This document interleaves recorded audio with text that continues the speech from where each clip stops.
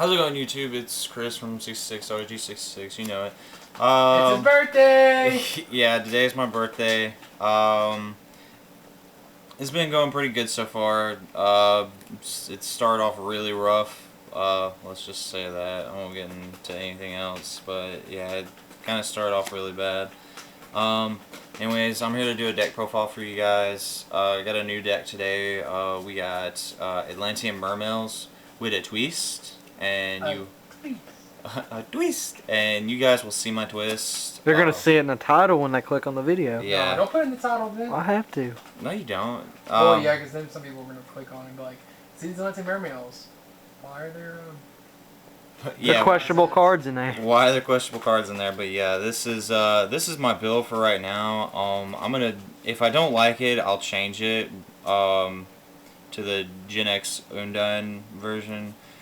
But for right now, I like this, and you guys will see why I like it so much. So let's go ahead and start this off. Alright, we got triple Deep Sea Diva. She's pretty much just like the main tuner of the deck. She's searchable. When you normal summon her, you get to special summon a Sea Serpent that's level 3 or lower from your deck. So it just makes really good plays for synchros and Ixies. You can overlay into Gachi Gachi, or you can make Cataster, or you can make Daigusto Phoenix. So yeah. And I think really 3 is really good because it just keeps the consistency of the deck up, you know. And plus, like, if you haven't made that Cataster yet, and you know you're just needing like a push for a game, or just, you know, you're in a bind, you can always like bring one of her out and then bring out a Marksman, and then sync for Cataster. So yeah, triple Deep Sea Diva. Alright, and then we got, for the Atlantean part of the deck, we have triple Dragoons. Triple Dragoon, he's just pretty much like, he's the deck's Stratos, almost. He can search any Sea Serpent when he's discarded from your hand, or if he's detached from an exit material. So that's really good, and then plus, he makes it to where level 3 Sea Serpent monsters can attack directly on the field. So yeah, he's really good, and plus he's just he's a 18 beater. So yeah, and then we got triple Marksman. I like triple Marksman. He's the one, if he's sent to the grave by a water monster's effect, you can blow up one face down card. That's just really good because you blow up any setback rows with him, and then you just push for game pretty much. And then if he attacks direct, inflicts battle damage, you get to special summon a Sea Serpent monster from your deck that's level 4 or lower, I believe. Yeah, that's level 4 or lower. So yeah, I mean, he makes pretty busted plays. Then we run double heavy infantry. Heavy infantry is the one that blows up face-ups, and when he is, and then once per turn you can have an additional normal summon with this guy, so you can bring him out and then normal summon a Marksman or a Dragoon or a Deep Sea Diva, and then use Deep Sea Diva's effect to bring out a Marksman, and then you can sync for gun gear, or just do about a bunch of crazy stuff. You can make Armory Arm and make your Marksman a boss. So yeah, that's the heavy infantry. And then on to the part of the deck that I like. We run one Elemental Hero Stratos. He searches out the E heroes in your deck. This will be pretty good. You'll see why I run the E hero part of this deck instead of the Gen X Undine version. But yeah, he pretty much he'll bring out your other E heroes, like Bubbleman and whatnot, and then you can just pretty much use your Miracle Fusions to make absolute zeros, and then they get pretty much this absolute zero. I mean, everybody knows what absolute zero does. Then we run triple Ice Edge. Triple Ice Edge is really good in this deck. He's a level 3 monster with 800 attack and 900 defense. And then once per turn, you can discard a card from your hand to have him attack directly. And if he would inflict direct battle damage, and that doesn't have to be by his first effect, it can just be through any battle damage. If he were to inflict battle damage, you get to blow up one set card on your opponent's side of the field. So you combo this with the Atlanteans like heavy infantry or Marksman, and so you're pretty much just blowing up 2 cards right there with this guy, and that's really good. And then plus he's just Miracle Fusion target, also making Ab-Zeros. We want to run Bubble Man just for kind of a spam a little bit of getting monsters on the field. And plus he's just another level 4 target for the Igzies or the Synchro monsters that you run. And then plus there could be that time where you do, if you're top decking, I could say, with this deck and special him and then be able to draw 2 cards. So, and then that in theory would be a +2 or +1. I believe it's +2. Onto the Mermail part of the deck, we got 3 Abyss Spikes. He's like the other Stratos of the deck. I run like, pretty much this deck has like 7 Stratoses in it, including Stratos himself. This guy, you can, when he's normal or special, you can discard a water monster to add a level 3 or lower water monster from your deck to your hand. So yeah, that creates pretty good plays with the Marksman and the heavy infantry. Then we run triple laden.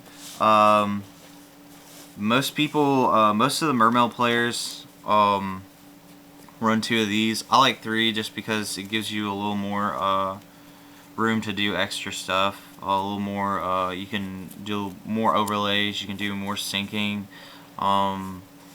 and whatnot, and it keeps your back row pretty good lined up with the Abyss Spheres, so you can just always special something. You're always specialing something with this guy, or with her, and whatnot, and the Abyss Spheres. So yeah, that's pretty good. I like running 3.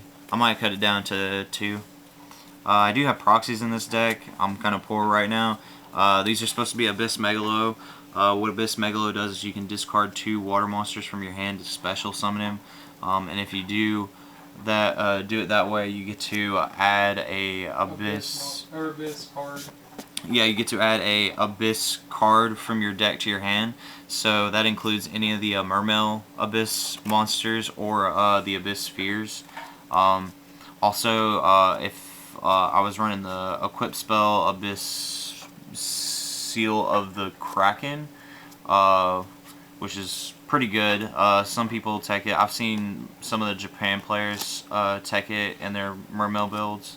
But yeah, once I get like $140, I'll have my Megalo Abysses, you guys. But for right now, they're not there.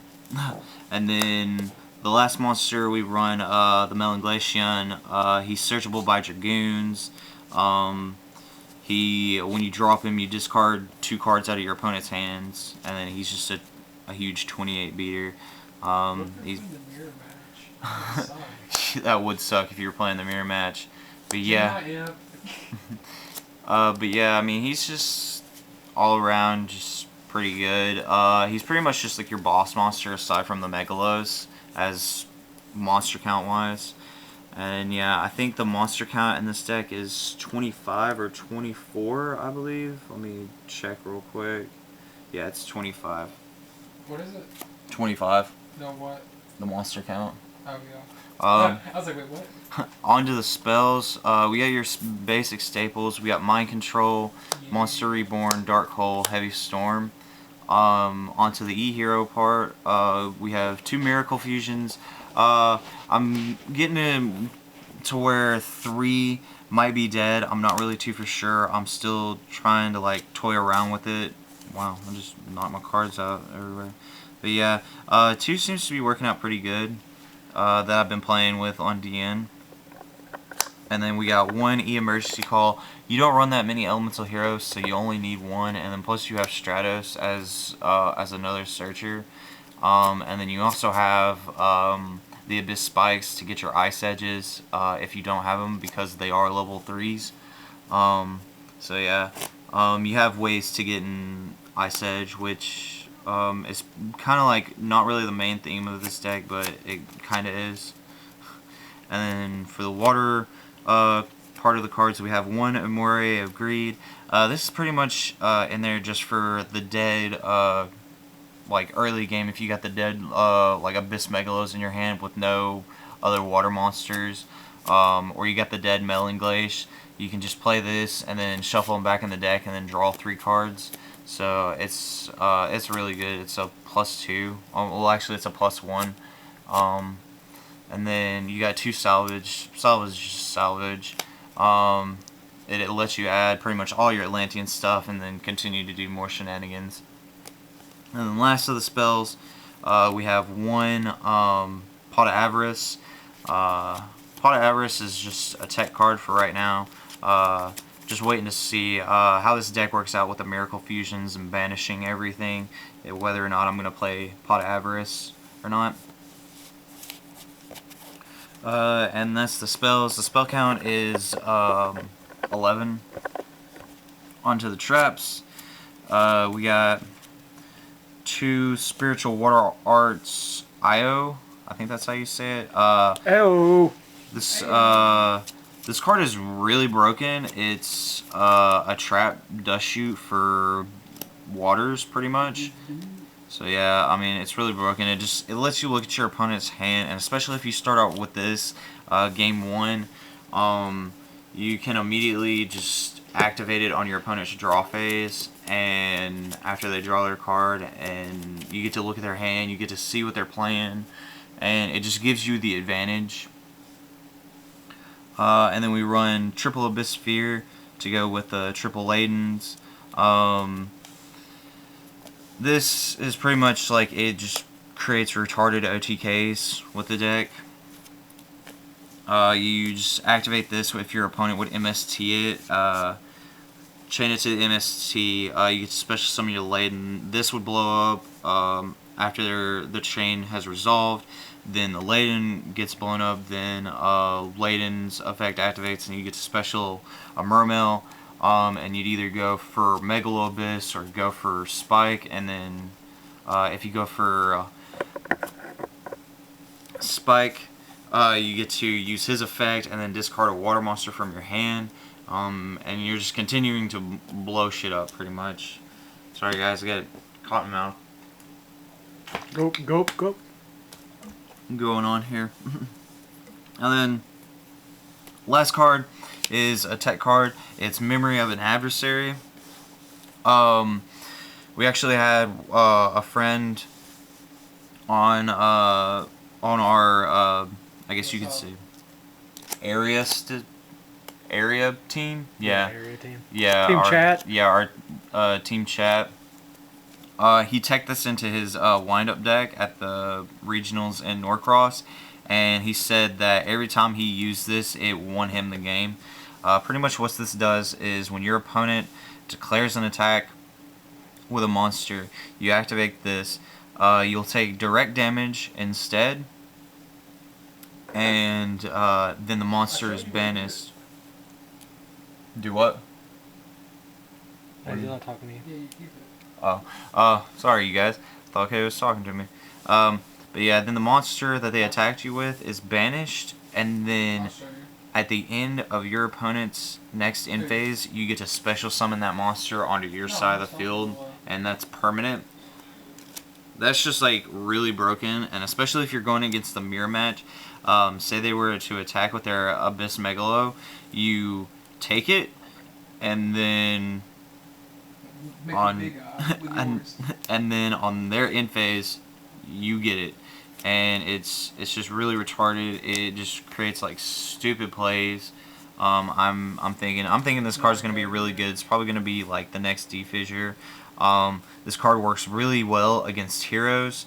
For It just works really well against the aliases, because you know, like if an alias attacks you and you activate Deprison, they can just activate their Gemini Spark and their alias doesn't get banished and they get to +1, which is kind of stupid, coming from an E-Hero player that says that.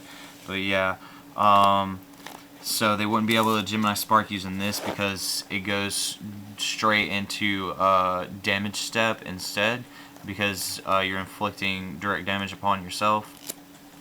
So that's really good, and it just creates really good plays.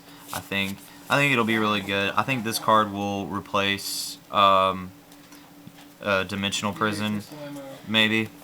I don't know. Maybe people start running one Deprison and one of those. Use it. Use it.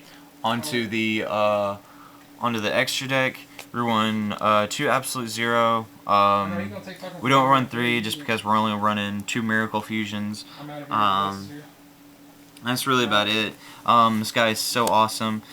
He comes out, and as long as he and pretty much like your opponent's not gonna get rid of him as long as they have monsters on the field, because they are too worried about his effect of blowing all their monsters, having all their monsters be destroyed. And then plus, he also gets his first effect where he gains 500 attack for each water monster on the field that excludes him. So yeah, that's pretty busted. So if he comes out and say you have a Melon Glaceon on the field and then 2 Abyss Megalos, that's 1500 extra attack added onto him, so he becomes 4,000 beater, which is crazy. So pretty much like Absolute Zero for this deck is like Shining for an Elemental Hero deck, which is crazy retarded good. So yeah, that's that. So yeah, 2 Ab-Zeros. For the Synchros, we run 1 Catastor, just he's self-explanatory. We won 1 Duloran of the Tiger King of the Ice Barrier, just to get off the just to do more plays with Marksman and whatnot. If you have those Marksmen on the field, you can bring him out and then just start bouncing stuff back to your hand, and he gains 500 extra attack. So it's pretty retarded. What you got, Dad? And plus, he's just a level 6, because this deck can create level 6 Synchros. And then we run 2 Gungear, just because I think 2 Gungear is really good. Will be really good in this deck. Wow. And apparently I went over 1 card. Then we got Black Rose. Black Rose is self-explanatory. Pretty much is the nuke saver. And then the last part of the Synchros, we run 1 Armory Arm, just because. And you can beat over motherfuckers with Armory Arm, and win games. Yeah. For the Igsies, we run 1 Gotchi Gotchi, self-explanatory. 1 Zenmains, self-explanatory. 1 Leviathan. He's really good because you can overlay with him and still be able to get off the other materials. And you can get off the Marksman's effects that you used to overlay with him, because they're being sent to the grave for a water monster's effect. We got 1 Abyss Dweller. It's pretty much for the mirror match, or against Dark Worlds, and your Dragoons would be able to get their effects off. Then we got 1 Maestro. Maestro is self-explanatory in this deck. Then we got 1 Mermail Abyss Gaios. He's pretty much just a big walking skill drain. And that's really about it. And then we got 1 number 11 Big Eye, just because you can pop level 7s out on the field really easily in this deck, and then just overlay with them, and then make Big Eye and take your opponent's monsters. So yeah, guys, that's the deck. Hope you like it. That's my twist on it, adding the elemental heroes to it. The Ice Edges combo with stuff really well. I've been playtesting it on DN for a little over a month now, and it's just the crazy stuff that you can do with it is just retarded. Like I was playing on DN and my first turn I went Ice Edge, did his effect, discarded Marksman, popped a face down back row, attacked directly, popped another face down back row. Then I Monster Reborn, the Marksman overlaid for Leviathan Dragon, did Leviathan Dragon's effect, deattached. The Marksman blew up a face down set monster. So yeah, that's crazy. That's just like, that's one of the plays that you can do. It's just like, I popped 3 cards on my opponent's field just in one turn. And then the next turn I brought out an absolute 0, and so I had a 3,000 beast stick and a 2,500 beast stick on the field. And my opponent just didn't really have anything to do about it, and plus if he were to get rid of the absolute 0, then it would be clearing their field. So yeah, and that's the deck. I hope you guys like it. I'm gonna be starting to play with this a little bit more, working out all the kinks to it and everything.